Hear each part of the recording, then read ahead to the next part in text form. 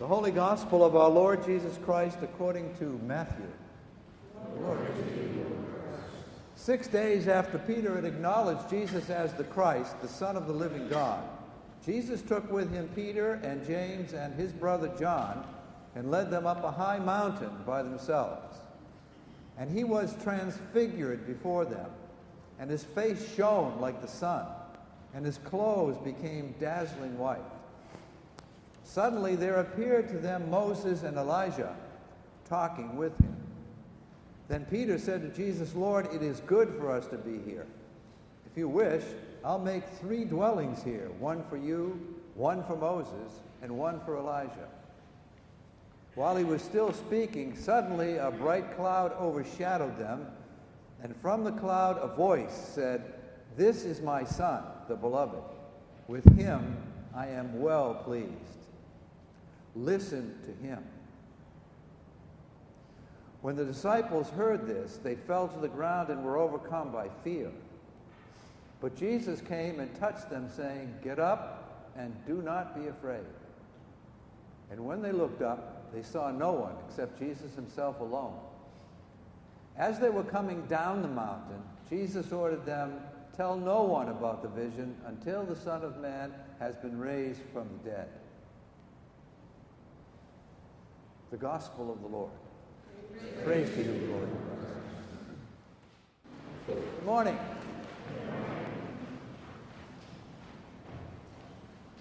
In seminary, there were 2 questions.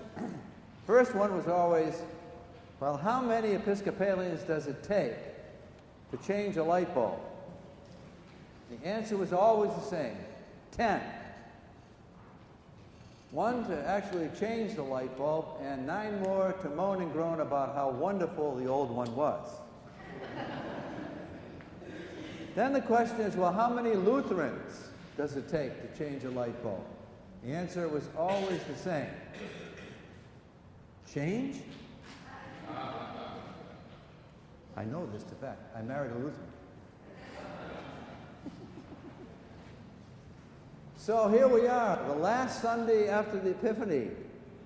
The last Sunday after the Epiphany. Epiphany from a Greek word which means to manifest, to show forth, to reveal. A revelation. To see something as it really is. Epiphany. Last Sunday, the 7th Sunday, it's been a long Epiphany. Come Wednesday, Lent. No more Alleluias, no more Glorias until Easter. We go into the desert spiritually. We look inside ourselves. We do some extra reading. Hopefully give some extra money where it's needed.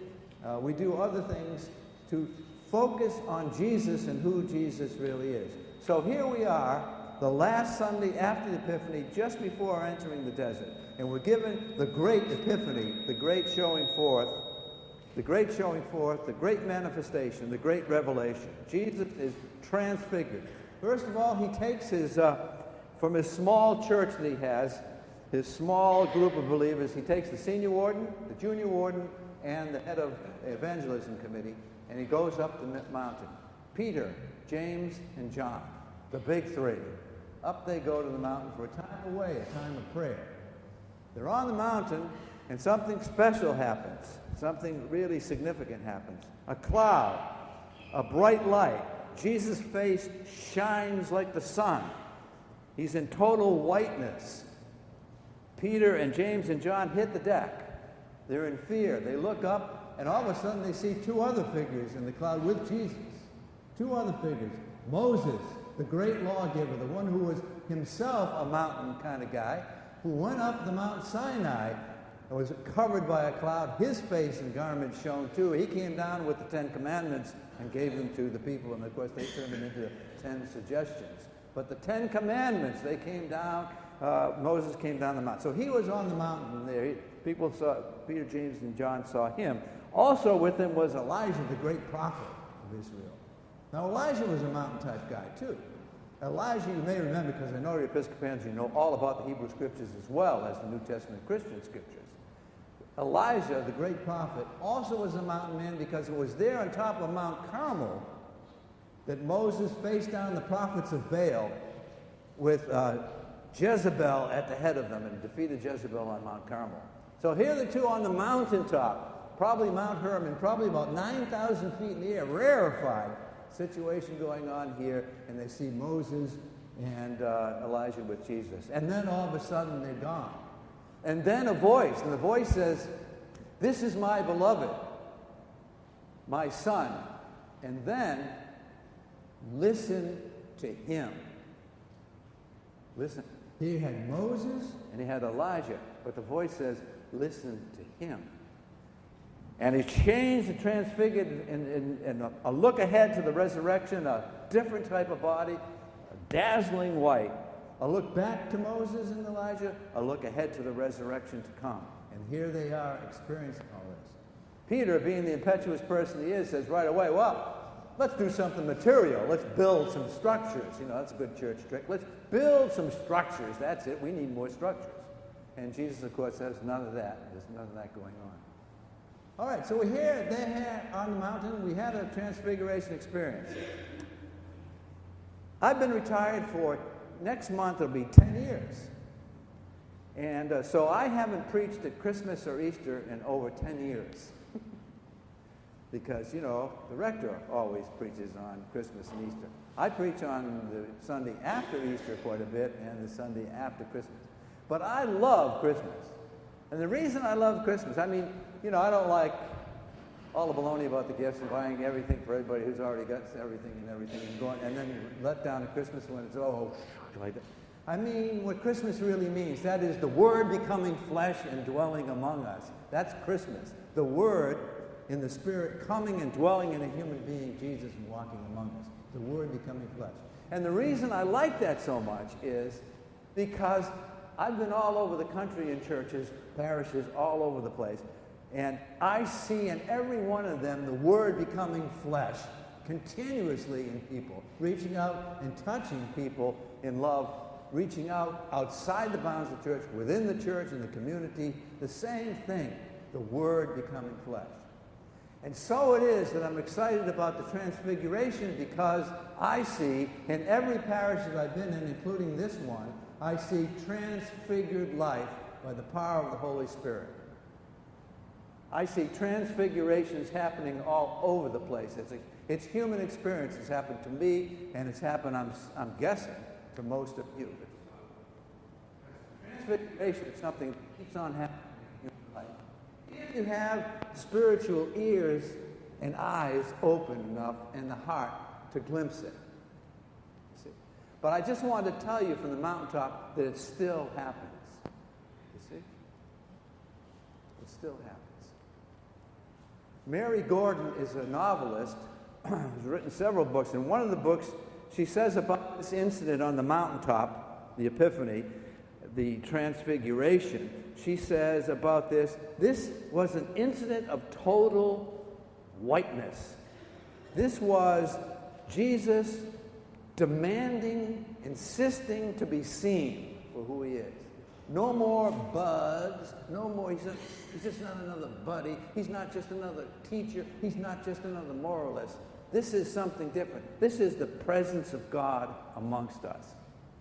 And it was Jesus demanding and insisting on the Transfiguration that he be seen for who he is.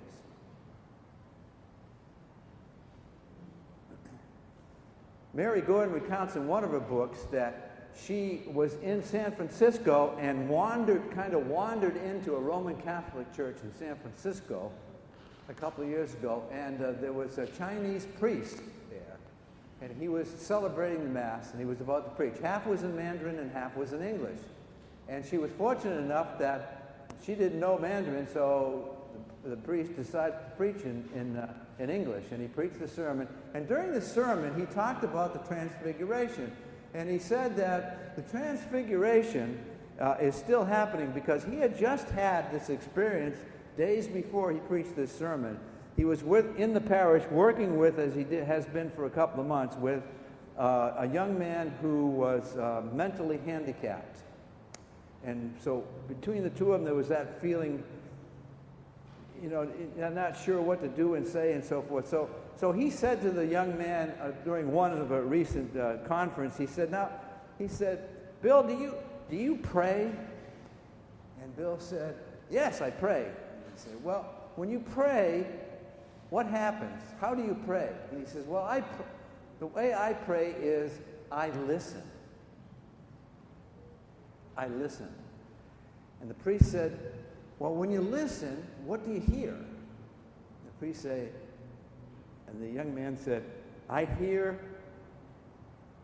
you are my beloved, with whom I am well pleased. And the priest looked up during the ceremony, looked at the congregation and says, we should all be hearing this. We should all be listening and hearing this. You are my beloved. With you, I am well pleased. Transfigured that priest right there on the spot. Always on and on it goes, on and on it goes. A young lady named Jane Sleebach was in last year, came from the Midwest in a small town to an urban center in the Northeast, and she got an apartment in the neighborhood. She took me a while to get accustomed to urban life and so forth, but she started to embrace little by little the culture and the lifestyle and so forth. The one thing she didn't like was across the street from her was a tattoo parlor, and there was always people day and night fighting out and yelling and fighting outside this tattoo parlor. And so that upset her a great deal. But she put up with it a couple of months. Well, then she got in with a group of young women like herself, the same age, so forth, and they all had tattoos. So she kind of felt the pressure, and she said, well, I think maybe I better get a tattoo. So one day she walks across the street to the tattoo parlor. She walks in, she gets an artist. The artist sits down with her, and he said, what do you want for a tattoo? What's it going to be? And she said, right here on the wrist, I want you to write, love thy neighbor. He said, well, love thy neighbor, you know. I tattooed up all over the place. Love thy neighbor. She said, yeah. Love thy neighbor. I'm having a tough time loving my neighbor right now across the street, you people in this place, because you're always harassing women and going off on men, intimidating men, and I'm tired. I'd like to love my neighbor, but I can't because of this. The artist goes to the proprietor in the back again.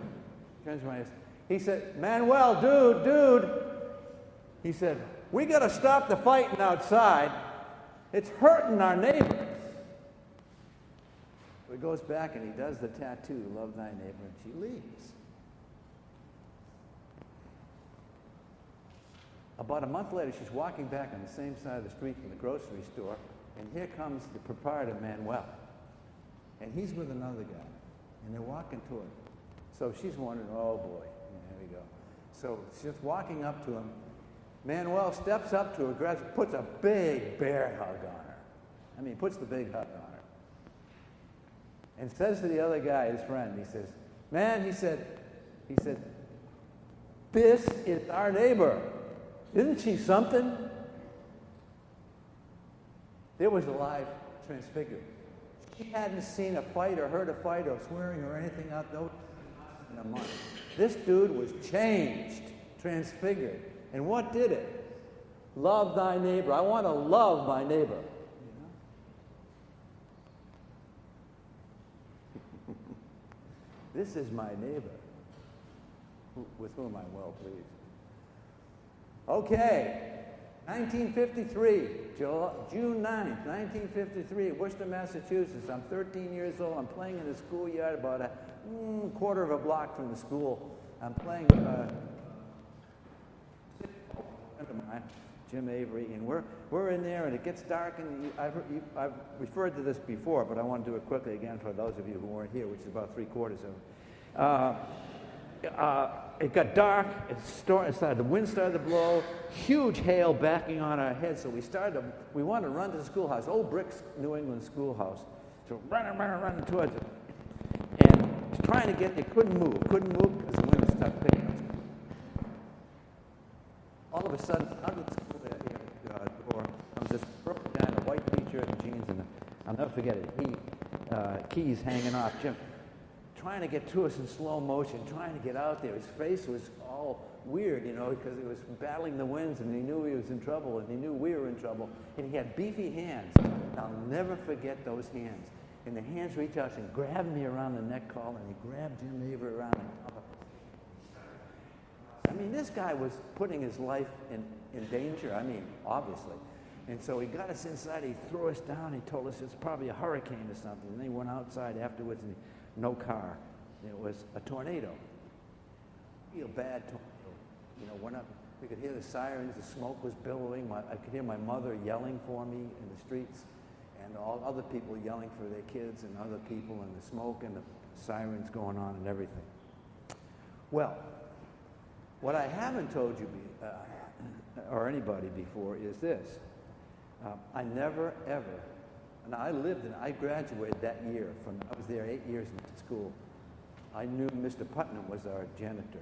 This guy was not our janitor. I'd never, ever seen him before, and I never, ever saw him again, ever. He was, okay, I tell you that. Now, I'm not saying this was Jesus. I'm not saying that. What I am saying is this. I have, up until that time, I just also 2 years of tough confirmation class with an English priest who was battering us with theology and stuff that we didn't understand. And I was just confirmed. I was 13 years old. And I got to tell you this, after this, I had no problem with the word salvation. And I had no problem with somebody being saved, because it had just happened to me. And what I had from then on was a great love of that passage I referred to 2 weeks ago about Jesus on the coming in the storm on the Sea of Galilee and asking Peter to come, and Peter goes down, and the hand of Jesus goes down and clasps him and brings him up and saves him. I'll never forget the hands of this guy who saved me. Put that together with a mysterious figure like this, and I've never forgotten about being saved. Really saved. It was one of the transfiguring, transformative moments for me, and I ended up 10 years ago, there I was in Chicago, of all places, going to seminary, of all things. They're still saying in my neighborhood, "What? He went to seminary? What?" He's a priest. What? You see? Transfiguration's happening all the time around us. All the time around us. Now, this event was not to be taken just for itself. It's nice. We're high in the mountain. It's like going to Mount Calvary with the vestry on a retreat. It's nice, but you got to go down. Everything that was given here in terms of the voice and the cloud and the transparency of Jesus at this time all pointed to going down the mountain. See? The last part of this gospel passage is Jesus took Peter, James, and John, and they went down the mountain with him, and they went down and they went full force into this struggling, sick, hungry group of people who were waiting at the bottom. The first thing he did after he came down with Peter, James, and John was to heal an epileptic boy. You see? Healing in the world. When someone says, a voice from heaven says, listen to him, listen to him. Listening does not mean just hearing, but listening means being obedient. Being obedient to loving your neighbor. Being obedient to loving others as I have loved you, you see. You can't stay on the mountain. It's nice, it's great, it's powerful, but you can't stay there. You can't stay in the church. You've got to go out and enter humanity and love them and be obedient to Jesus, who says, listen to me. So, we go into Lent, we're going into the desert, so to speak. We need to make a point to open the ears. We all have physical ears, but the spiritual ears, the spiritual eyes, and the spirit in the heart. Open up and listen. Listen closely enough. We're going to hear just what they heard on the mountain and just what that young man, that handicapped man in San Francisco heard. You can hear it. You are my beloved. With you I am well pleased. Listen. Lent is a good time to listen.